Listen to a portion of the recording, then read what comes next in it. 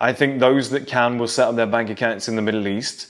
They will have 4 or 5 different bases, and I'm talking safe houses. I don't think people will have the big family home anymore. I think they're going to prioritize quality of life and their ability to have freedom and travel to different locations. So I think in this modern world now that there is no one fits all place. I don't think there is a single country or a single place that you can live that gives you everything that you've ever wanted. I really don't think it exists anymore. There was a time where you could find that in maybe a New York, in a London, but I think as the world changes, as the world evolves, as certain things change as we go on, I don't think there is, like I said, a one-fits-all location anymore. And I don't think you guys should strive for that. I think the world has changed drastically in the last 5 years. I think the rise of being able to make money online, work from home, I think COVID accelerated everything 10x. I think it was going that way anyway, but COVID accelerated everything 5 to 10x. And I think there's so many ways now to be able to sit at home and make money or work from a remote location or a cafe that you guys no longer need to just pick one set location. I think there will be a future where people ask, where do you live? And people will say everywhere. I did it the other day. Somebody said to me, where are you moving to? And I said, everywhere. I'm not going to live in one place. I'm going to live all around the world. I'm going to live in wherever I see fit at that given time. And I think there's certain benefits now to the world that didn't used to exist. 90% of the world used to be unsafe. There were only around about 5 or 6 places that you'd want to live. Whereas now if somebody said go and live in Albania or Poland, you'd happily go. Whereas back in the day, that was a very scary prospect. You didn't want to go, especially if you weren't white. That was a very disastrous plan. Whereas now things have changed. And it's given people more options. It's given people more weather conditions to choose from at different times of the year, which is massively beneficial. Different groups of people. We didn't have the Middle East to help with tax benefits. That's a major one that's popped up. There's certain places in Eastern Europe that have major tax benefits. There's major cities now that have got very good infrastructure. A place like Budapest that maybe 20 years ago you just could not have lived in, or at least you would have struggled to live in. They have modern systems. It's made the world a very accessible place. I mean, going down to Bali recently, well, probably 7 months ago now, or 6 months ago now. I think it was 6 actually, which is crazy to think. And seeing that the house that we stayed in was $4 million and it was actually better than my house back here. And when you see that, you realize, okay, the world's changing and it's changing very quickly. There's a leapfrog effect that nobody really considered. London is built on the old London, as I said in my previous video. You can look through gaps and see the old London. Whereas these countries that are coming up, they're just doing a leapfrog effect where instead of going with the worst piece of technology and going stepping stones, I want a $3,000 car, $5,000 car, $10,000 car, $15,000 car. That was the example I used to use where it wasted you more money than just going from nothing to everything and making the total leap. People are doing it now, or countries are doing it now with technology. Instead of, for example, they go from a dirt track to a 6-lane road. Instead of going for what we have in the UK, which is a 2-lane road and tiny little paths that you can only fit one person on at a time, they're going for 6-lane roads and paths that are wider than our actual roads. And you can get 20 or 30 people on them and they're flat and they're wheelchair accessible. Whereas it's very hard to rip up what's been built for the last 100, 200 years and then try and build on there. So the world has become very accessible now. It's very livable and it allows you to move to different places. And that would be my advice to you guys. My advice would be don't have an allegiance. I don't think anybody really cares anymore. I don't think you go to a certain country and everyone looks a certain way. I think there's different people everywhere you go now. Wherever you go, you will see people of different ethnicities, different religions within reason. You will see people of all different types.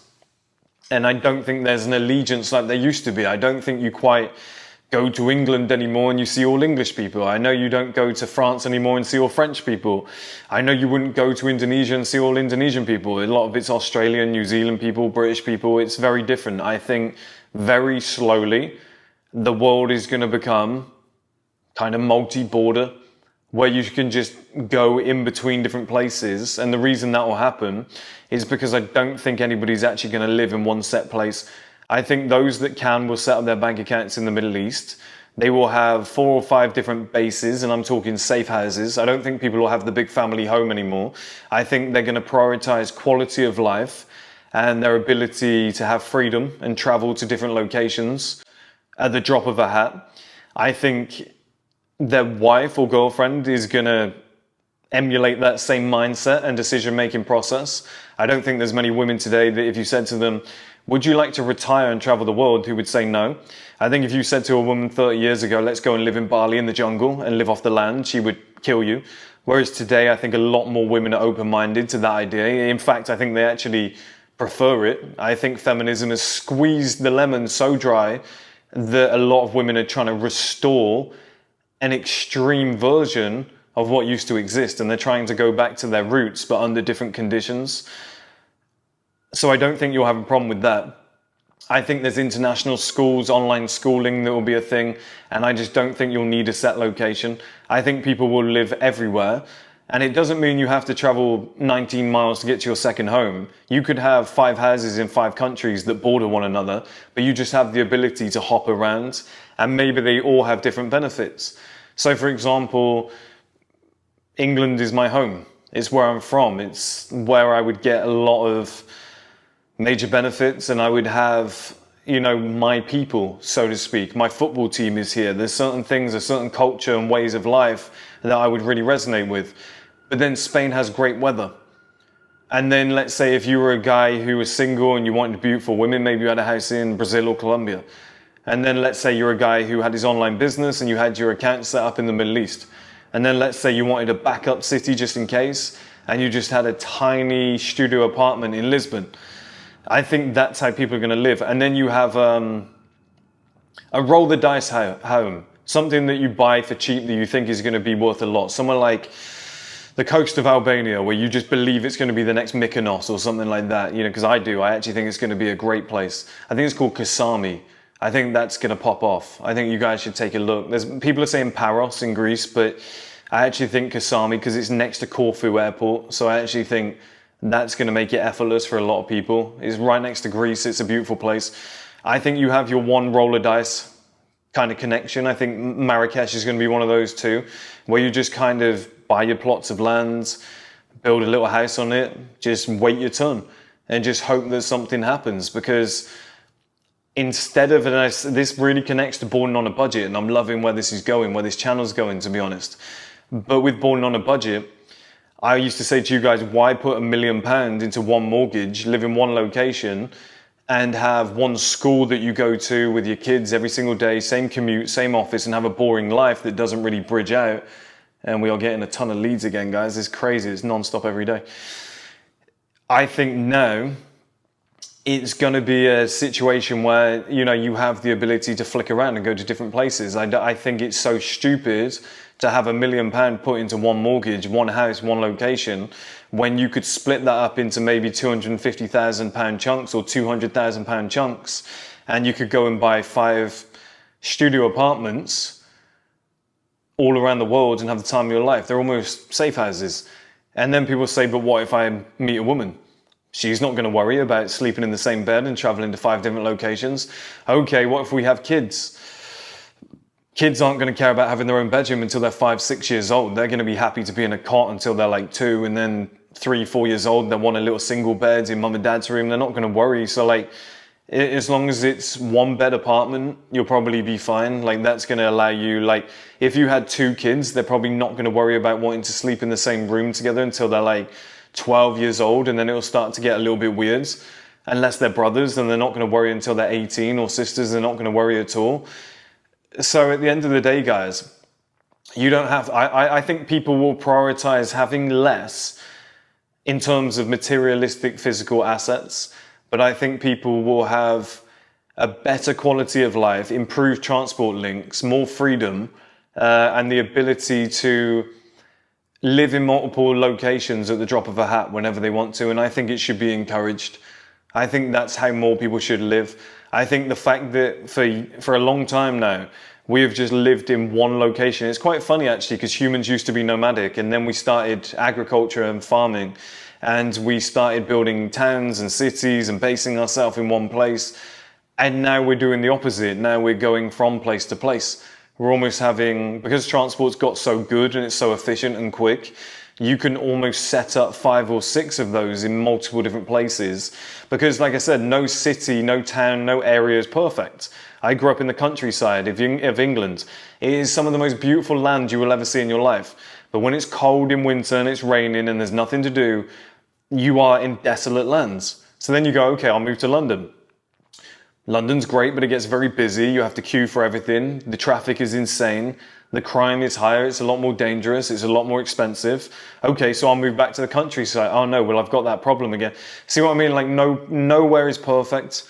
And I think that the only way that we're gonna have a successful life now as humans, because the Pandora's box is opened and the secrets are out. Like, we know what's out there in the world. We know we can go over to Sri Lanka tomorrow, buy a plot of land, build a massive villa, and it'll be fine. It'll be completely fine. You know you can go and set up your life in Bali and be fine. You know you can build a house in Marrakesh or Albania and have a lovely life.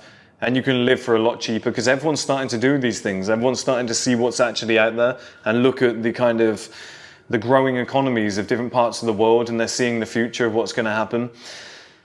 And I think because those possibilities are open now, and we know, and we have things like Instagram, and we can look at social media, we can actually search on YouTube like some guy who's actually doing that life that we want to live and seeing how he's getting on, and then he gives us the pros and cons. I think there's no mystery anymore, which is a bit sad because the adventure side is taken away from it, but it has opened the possibility to live in multiple locations, like I said, to buy houses in multiple locations, to even rent in another one.